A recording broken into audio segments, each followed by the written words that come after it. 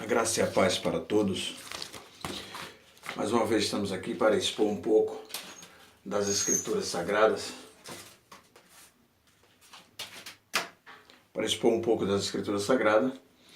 E desta feita iremos meditar um pouco sobre o livro dos Reis, primeiro livro dos Reis, capítulo 22, o verso do 20 ao 23. Você veja que nesse texto que iremos ver agora, o Senhor traz uma lição para os dias de hoje que deveríamos, como toda a Bíblia, deveríamos nos servir de alerta de forma máxima, de forma maiúscula, né? O pregador Hernando Lopes, de forma maiúscula, superlativa, né? E superlativa. Por que eu digo isso? Porque a gente tem exemplo aqui de sobra que não só foi visto isso no início, né, como com Abraão, com Isaac, com Jacó, com os seus descendentes. A gente viu isso depois no livro dos Juízes, a gente viu isso depois com Esté, a gente viu isso um pouco mais na frente com Saul, a gente viu isso com Davi, a gente viu também esses alertas, essas exortações de forma maiúscula, né? Também aqui com o profeta Micaías. Iremos falar hoje de uma coisa que é a pergunta que eu faria nessa pequena reflexão será que Deus permitiria ainda hoje que Satanás servisse de engano por nossa boca? Usasse a nossa boca para ser engano? E a resposta é claro que sim. Então, na introdução muito rápida, a gente entende que as coisas que ficaram no passado servem-nos apenas como ponto histórico. Passou, ficou para trás, não passou e nem ficou para trás. Ela é ontem, hoje e será eternamente. Ou melhor, será até a subida do povo de Deus nessa terra. Enquanto houver gente de Deus nessa terra, essa palavra é atuante e totalmente válida para mim e para você. Esse texto ele nos mostra a fragilidade do ser humano, a minha fragilidade, a sua fragilidade. Ele mostra tudo isso e mostra de forma que não deixa nenhuma dúvida que ainda hoje, essas coisas podem acontecer. Para entender tudo isso, a gente vai entender quando a gente olha à luz toda a Escritura e a gente olha alguns textos, por exemplo, à luz de Tiago, aqui, né, do apóstolo Tiago. A gente vai ver que todo erro procede, né, toda tentação, ela procede de nós mesmos. Ou seja, ela inicia em nós, do pecado que é em nós. E você me pergunta, mas como inicia em nós? Veja o que diz aqui o versículo 4.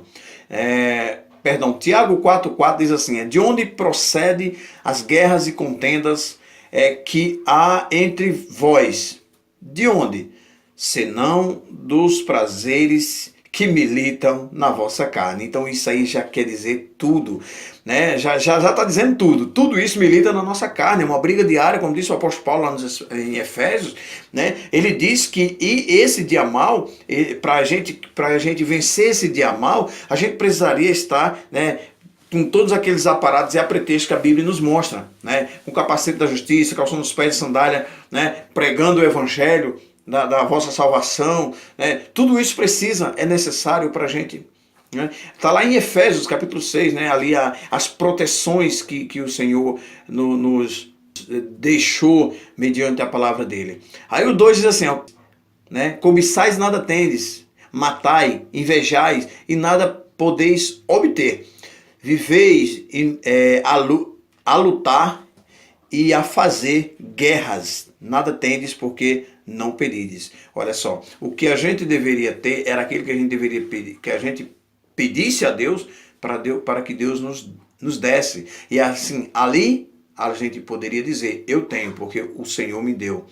Pedi e não recebeis. Por quê? Pedides mal, para esbanjardes em vossos prazeres. Né? Tem uma tradução que diz em vossos deleites. Né? Aí ele continua, infiéis, não compreende que a amizade do mundo é inimizade contra Deus? Aquele, pois, que quiser ser amigo do mundo, constitui-se inimigo de Deus. Então, a gente também pode entender que que o apóstolo Paulo diz que a oração ainda continua sendo, né, e a coisa que ainda aproxima a gente de Deus depois da fé. Por quê? Porque sem oração a gente não pode chegar-se a Deus com muita... Né? Se a gente tem no nosso coração, como diz aqui em Tiago 3, 13 e 14, quem entre vós é sábio e inteligente, mestre em mansidão e sabedoria, mediante condigno proceder as suas obras. Se pelo contrário tendes em vosso coração inveja, amargura e sentimento faccioso, nem vos gloriei disso, nem mintais contra a verdade. Então que a gente possa entender o seguinte, tudo isso nos diz, nos mostra, eu quero falar exatamente desse texto, mas tudo isso nos mostra que nós somos maus, perversos, pequenos e pecadores cotidianos. A Bíblia diz que não há um sequer que busque a Deus, que faça o bem, né? Então ela diz que não há um sequer, a Bíblia diz não há um sequer. Então não existiu de Adão, né, até nós, não existe um sequer que não fosse dessa forma. Mas se buscamos a Deus porque Ele nos dá essa força e essa sabedoria, ou já tem nos dado vida. Então por isso que buscamos a Deus. Então que possamos estar em sinceridade na presença do Senhor. E cada vez que o Senhor falar, experimentar isso em oração. E testar isso em oração, fazer prova, como diz, né, o apóstolo. Faz prova, o apóstolo diz o seguinte, faz prova para ver de que espírito vem. E tá certo, não tá errado não, tá certo, tem que fazer prova mesmo.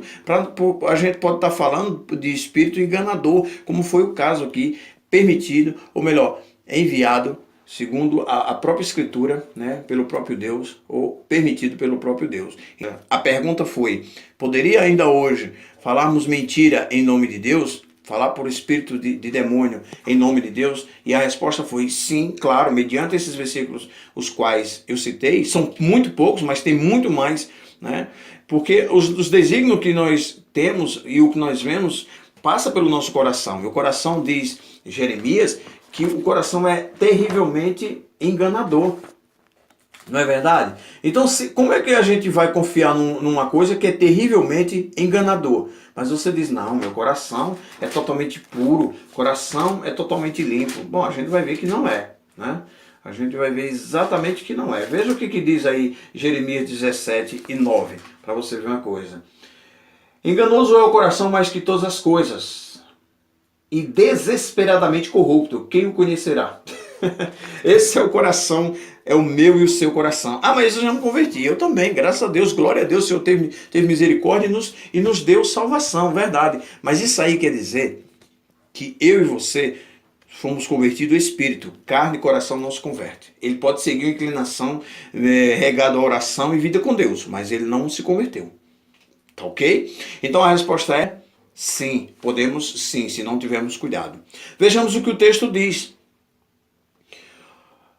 1 de Reis 22, o verso 20 ao 23. E diz assim, perguntou o Senhor, quem enganará a Acabe para que suba e caia em Ramote de Gileade? Um dizia desta maneira e outro dizia de outra.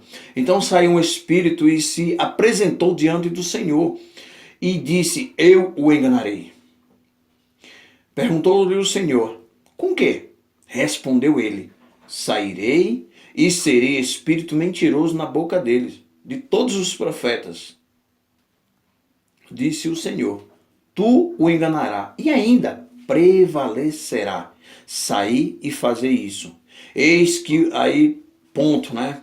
O 23 diz o seguinte, eis que o Senhor pôs o espírito mentiroso na boca de todos os teus profetas, e o Senhor falou o que é mal perante ti. Isso já foi Micaías explicando para ao rei Acabe tudo isso. Bom, mas vamos entender o que estava acontecendo aqui. A aliança entre Josafá e Acabe lhe fez crescer os olhos, olha aí a concupiscência da carne, dos olhos. O versículo 3 diz assim, na verdade você vai entender, 3 anos, olha o que diz o versículo 1, 3 anos se passaram sem haver guerra entre a Síria e Israel. Porém, no 3º ano, desceu Josafá, rei de Judá, para avistar-se com o rei de Israel, ou seja, com Acabe. Disse o rei de Israel ao seu servo, não sabeis vós que Ramote de Gileade é nossa? E nos estimamos tomá-las das mãos do rei da Síria. Então, esse era o pretexto, ou melhor, ele disse, aquele território é nosso, então vamos lá e vamos tomá-lo. De acordo com Josafá, ele consultou, disse, vamos consultar os profetas. Então foram consultar os profetas. Em seguida, o rei Josafá, desconfiado, disse o seguinte. Porém, disse Josafá, né? Depois que consultaram os cerca de 400 profetas, e eles dizendo, sobe ó rei, que a vitória é tua, Josafá desconfiou. Aqui no verso 7 ele disse, porém Josafá, não há aqui ainda algum profeta do Senhor para que o consultamos? Respondeu o rei a Josafá, ou seja, Acabe a Josafá. Respondeu o rei de Israel a Josafá, há um ainda pelo qual se pode consultar o Senhor, porém eu o aborreço, porque nunca profetiza o que é bom, mas somente o que é mal. Este é Micaías, filho de Ailá. Disse Josafá, não fale o rei assim. Então o rei Acabe ainda foi repreendido. O rei Acabe ainda foi repreendido por Josafá, né? Ele foi repreendido ainda por Josafá. E ele disse o seguinte, não fale assim, ó rei. Por quê? Porque ele sabia que o profeta Micaías, ele era um profeta de Deus e consultava o Senhor de verdade.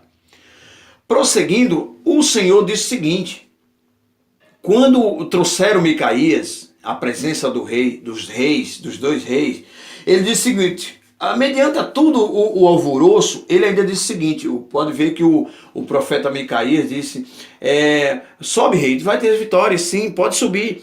Então o rei, desconfiando da fragilidade da palavra e da desconfiança, do desviar de foco do assunto, das palavras de Micaías, disse o seguinte, o rei, o profeta, quantas vezes eu não já disse que só profetize aquilo, só me diga aquilo que o Senhor mandou dizer. Aí ele disse, opa, peraí, então escuta, rei, o que é que o Senhor mandou te dizer? E o que é que eu vi? Eu vi os teus soldados dispersos como ovelhas sem pastor pelas montanhas. Olha só. E o Senhor disse mais de ti. O Senhor disse o que era mal perante ti. Falou mal de ti. Então ele disse o seguinte, por que ele disse isso? Porque o rei Acabe já estava no fim, já estava predito aquilo que ia acontecer, já estava destinado à sua sentença, mas mesmo assim, por mais que ele falasse a verdade, você sabe que falar a verdade para quem não quer ouvir é desperdício de tempo. Eu só falo de uma coisa, eu só falo o evangelho para alguém se alguém quiser ouvir. Eu só prego para alguém se alguém quiser ouvir. Eu só ensino alguém se alguém quiser ouvir. Se não quiser, eu não perco meu tempo a ensinar alguém. Então, da mesma forma quis fazer Micaías. Mas disse mais o Senhor. Olha só o que ele disse ao Senhor. Perguntou o Senhor, quem enganará Acabe para que suba, né? Isso é o verso 20. E cai em Ramote Gileade. Um dizia desta forma, dessa maneira, outro dizia de outra. Então saiu o espírito da terra e perante o Senhor e disse, eu o enganarei. Perguntou-lhe o Senhor, com quem enganará? E ele respondeu, sairei e serei na boca dos seus profetas espírito de mentira. Disse o Senhor, tu enganarás e ainda prevalecerás. Eu vejo aqui a figura do rei do Egito, né, do faraó, quando o Senhor disse que ia mostrar sinais, mas ia endurecer o seu coração.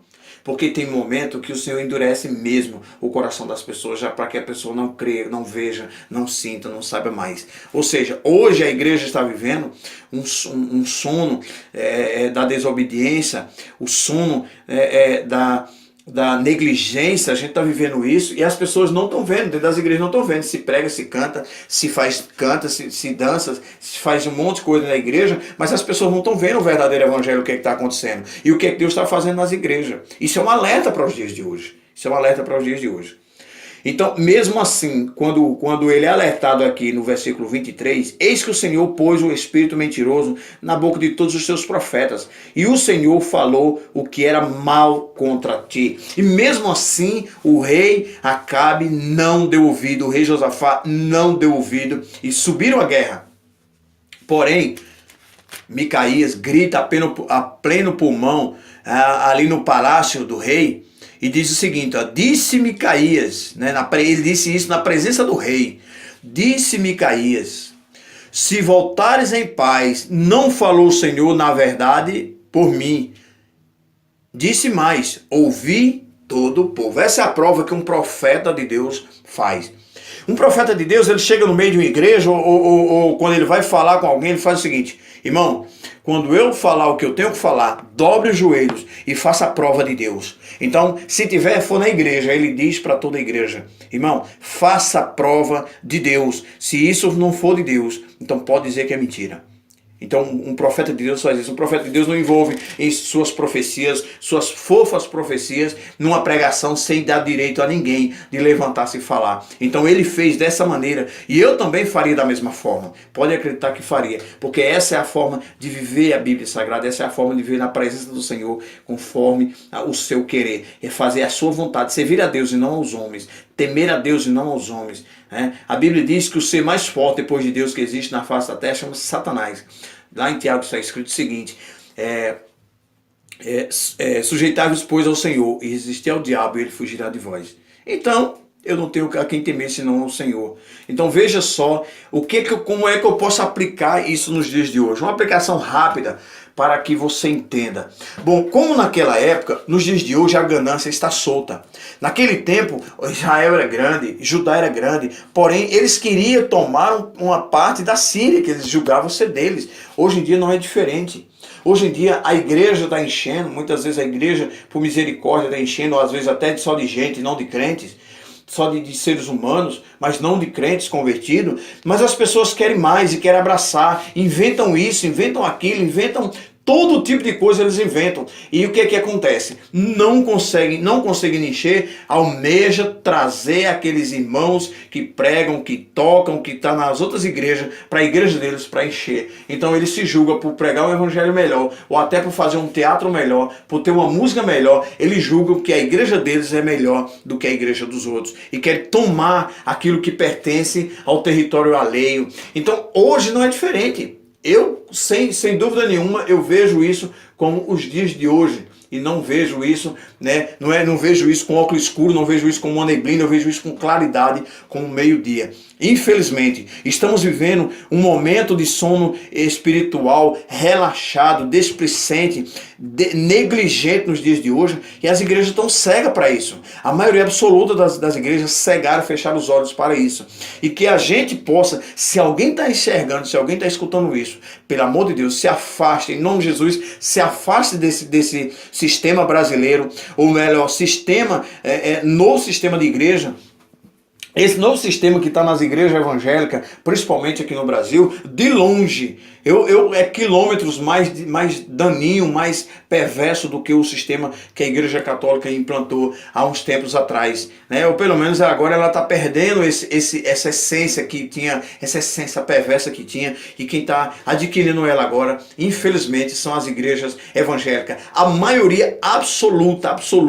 E como é que eu identifico uma igreja que está vivendo o evangelho, uma igreja que está vivendo o sistema? Esse novo sistema, para mim, diabólico, é um sistema diabólico. A Bíblia diz que quem tem esse sentimento, lá em Tiago está escrito, quem tem esse sentimento, quem tem essa visão, é uma visão demoníaca. E para provar, eu vou ler o versículo que se encontra em Tiago, o capítulo 3, não falei a memória, o capítulo 3.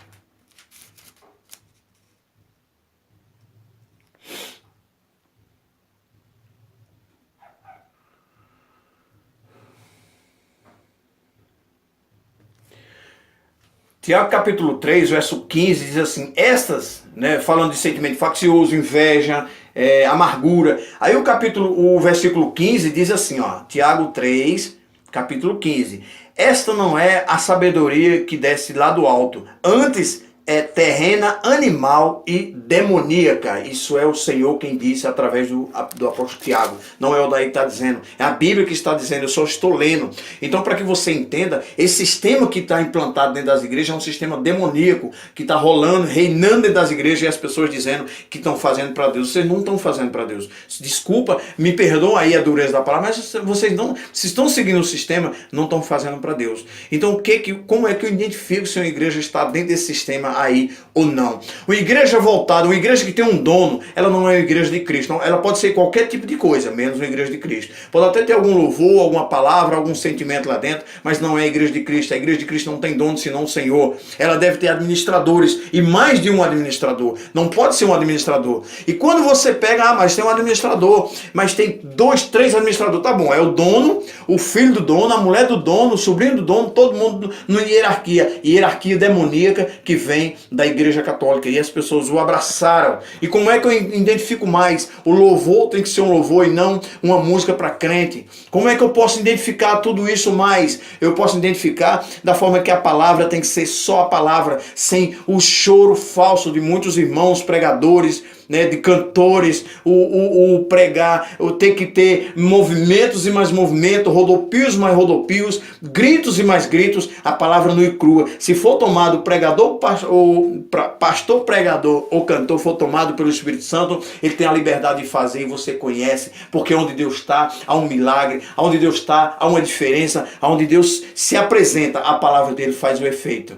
Então o que que acontece? Se não está dessa forma, sua igreja é cheia de tudo quanto é animação, mas se não tem esses principais, essa harmonia com a palavra de Deus, eu sinto muito você estar vivendo um sistema novo que a igreja evangélica brasileira e a nível mundial está vivendo. Porém, tem uma outra questão ainda, que a gente deve sim olhar para tudo isso e não esquecer de um culto racional, da sua vivência, porque muitas vezes você está vivendo, ou os membros da sua igreja, os líderes da sua igreja estão vivendo aquela santidade dentro da igreja, passou de fora da igreja, é boca suja, é ações que não condiz com a sua pregação, a igreja arrecada e não ajuda, a igreja só quer venha a nós e nada ao vosso reino. Então, infelizmente, você está fazendo parte de um sistema que está acabando com as igrejas brasileiras, e por isso os crentes estão caindo num sono, e é um sono da negligência. Conclusão de tudo isso, que a gente possa estar na presença de Deus, né? A conclusão é essa, que possamos estar na presença de Deus em oração, leitura, meditação e oração, para que quando a gente ouvir algum profeta vir trazer alguma profecia, a gente nem o rejeite e nem o exclua sem antes fazer o teste. E o teste é o Espírito Santo.